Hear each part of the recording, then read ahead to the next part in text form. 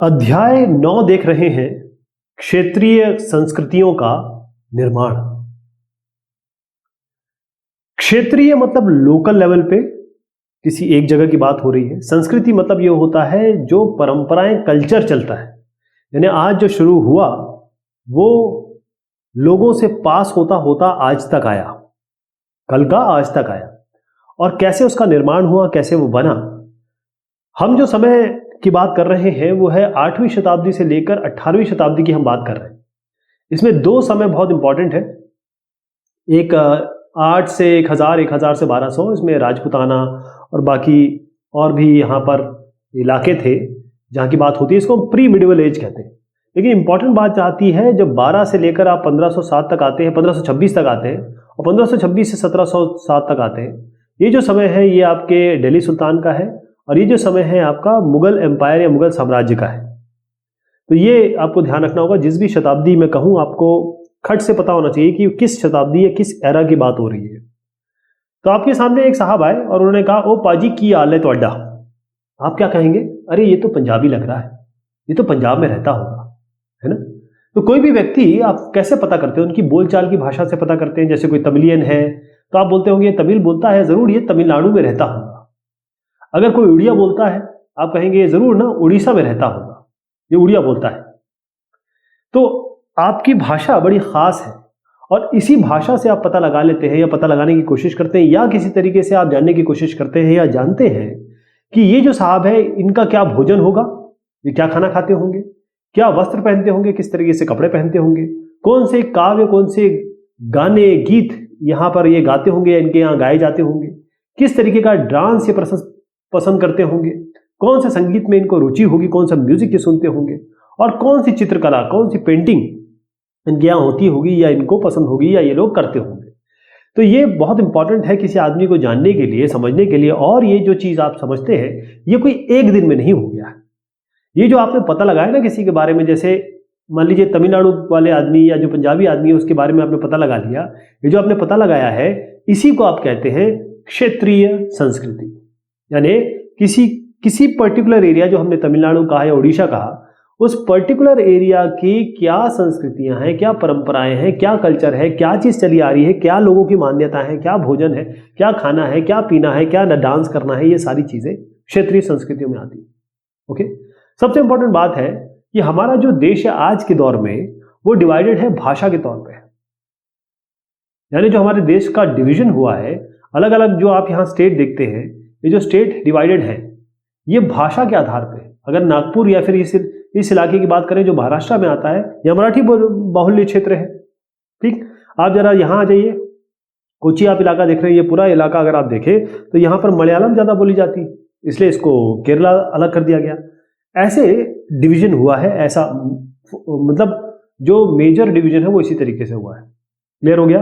अब जो संस्कृति की मैं बात करता हूं, मान लीजिए आप चले जाइए 8वीं शताब्दी में।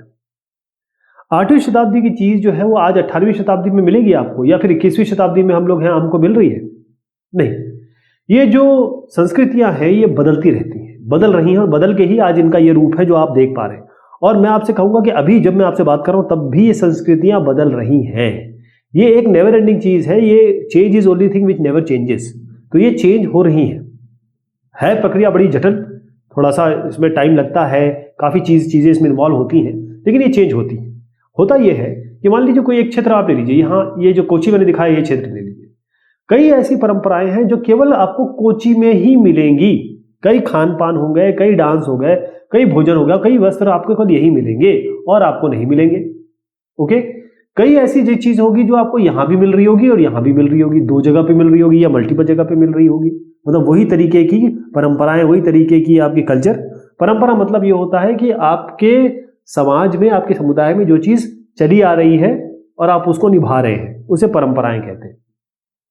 तो ये परंपराएं यहाँ पर एक जैसी हैं, यहाँ पर कुछ ऐसी है स्पेसिफिक जो यहीं है और कहीं नहीं है, और कई ऐसी परंपराएं हैं जो यहां से उठ के इधर चली गई और यहां पर इन्होंने बिल्कुल एक नया रूप ले लिया, नई चीजें बन गई, नया कल्चर बन गया। तो इस तरीके से आदान प्रदान, चीजों का इधर उधर जाना होता रहता है, राइट।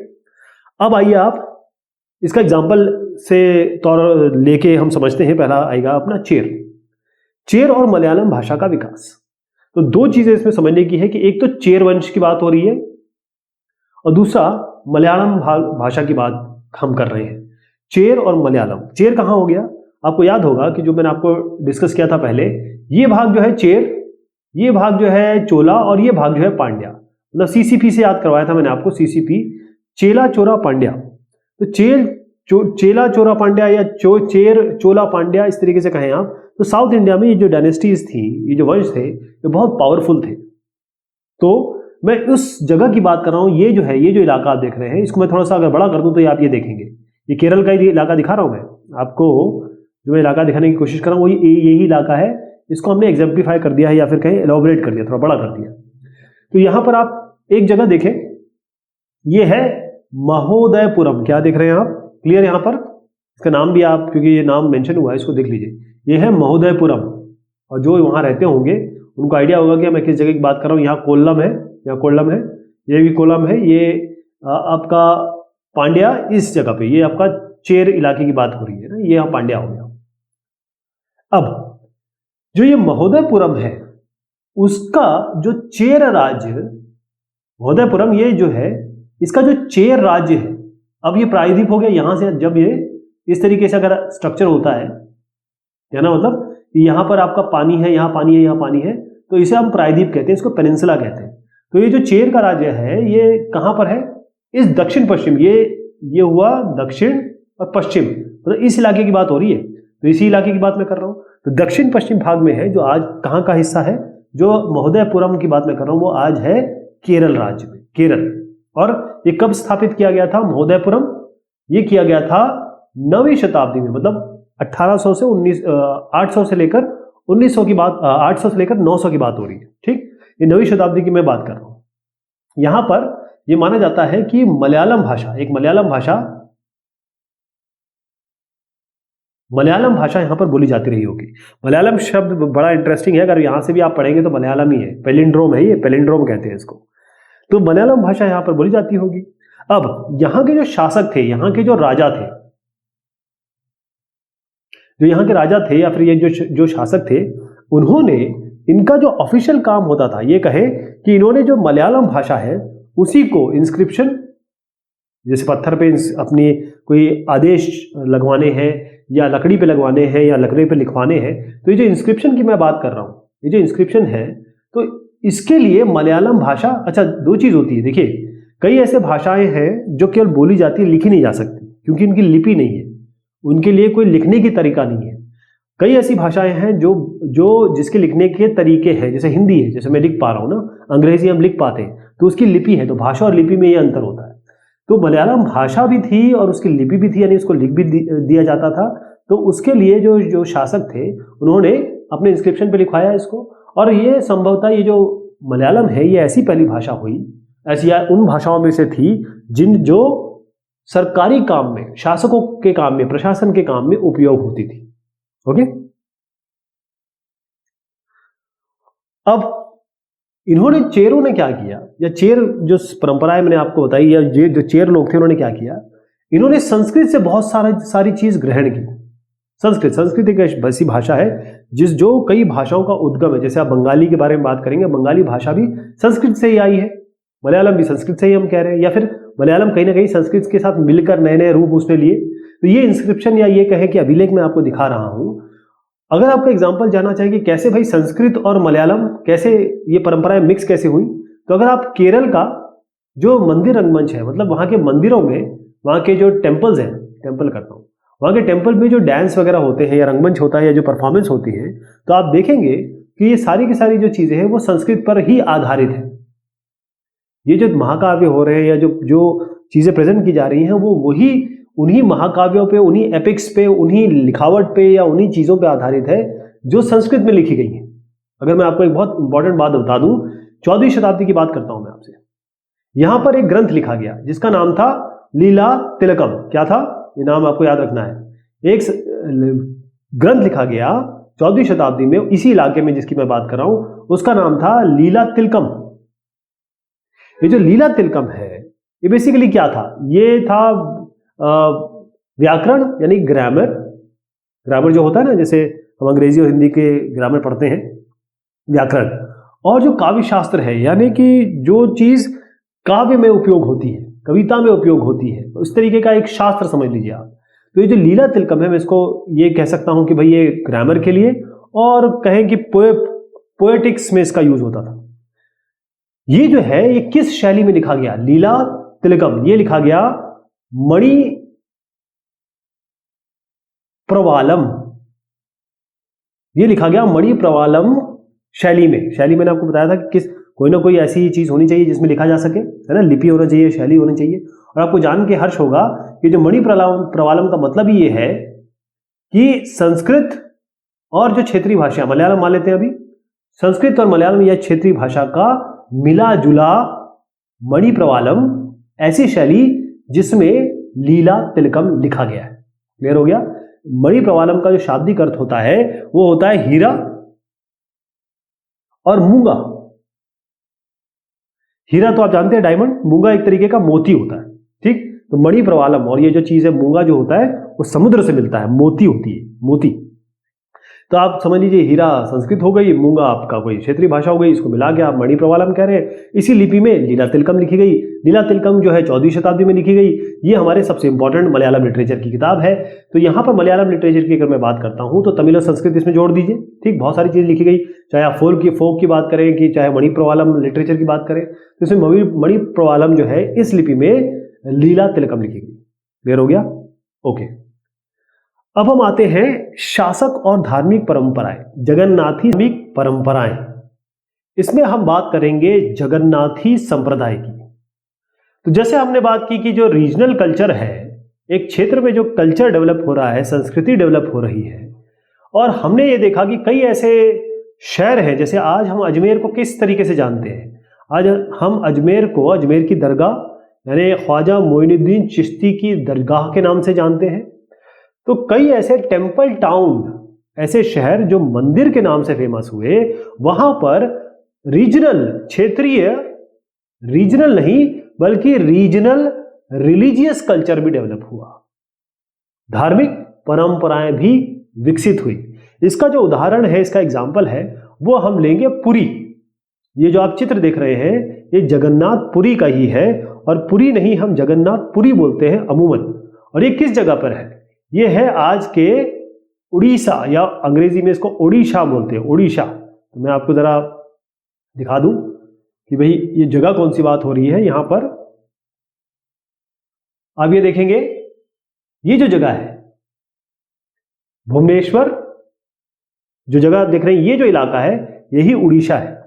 तो यहां की मैं बात कर रहा हूं। यहां पर एक बड़ा फेमस मंदिर है, जगन्नाथपुरी का मंदिर। ओके। तो यहां पर एक संप्रदाय यानी एक कहें कि ग्रुप, अच्छा पहले बताऊं मैं, जगन्नाथ जो संप्रदाय है या जगन्नाथ को मानने वाला जो संप्रदाय है, जगन्नाथ को मानने वाले जो लोग हैं, तो जगन्नाथ का अगर शाब्दिक अर्थ देखा जाए तो जगन्नाथ कौन हुए? जग के नाथ। नाथ मतलब पूरे विश्व के, पूरे दुनिया के मालिक। और वो कौन है? वो कौन होते हैं? वो विष्णु भगवान होते हैं। आपको याद होगा कि हमने 3 भगवानों के बारे में बात की थी जो सबसे फेमस थे और जिनको पूजा जाता था, ब्रह्मा, विष्णु, महेश, इस तरीके से बोला जाता है। लेकिन हमने जो चैप्टर्स में पढ़ा है उसमें है एक, सबसे पहले विष्णु भगवान, उसके बाद आते हैं शिव जी, और उसके बाद आते हैं दुर्गा माता। ये तीनों के बारे में हमने बात की थी। तो जो क्षेत्रीय थे, जो क्षेत्रीय इलाके हैं, उसमें ऐसा क्या होता था कि यहां पर जगन्नाथ भगवान की काष्ठ प्रतिमा, ये इंपॉर्टेंट है। अगर आप कहीं भी जाएंगे आपको पत्थर की मूर्ति मिलेगी। यहां पर पत्थर की मूर्ति नहीं है, यहां है लकड़ी की मूर्ति। किसकी?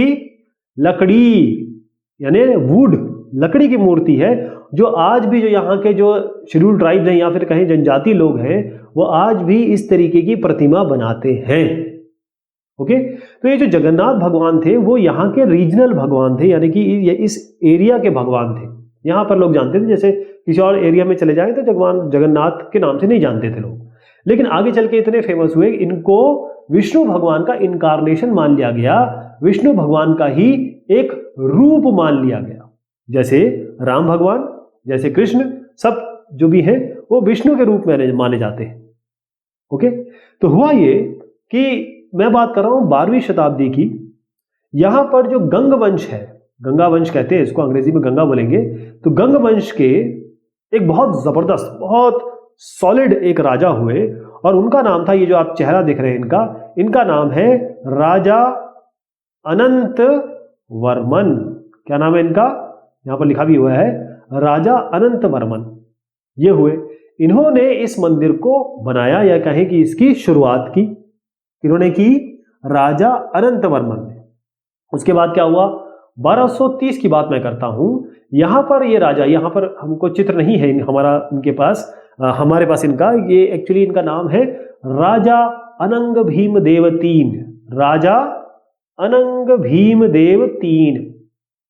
ये जो राजा थे, इन्होंने क्या किया कि अपना जो पूरा राज्य है, पूरा जो एरिया है, वो इनको आपके जगन्नाथ भगवान को, राज्य पुरुषोत्तम भगवान को अर्पित कर दिया, या ये कहे कि उनके नाम पे कर दिया कि ये उनका राज्य है। और फिर साथ में ये भी कह दिया कि मैं जो हूं, मैं कौन हूं? मैं इनका प्रतिनियुक्त किया हुआ हूं, यानी मेरी जो नियुक्ति हुई है,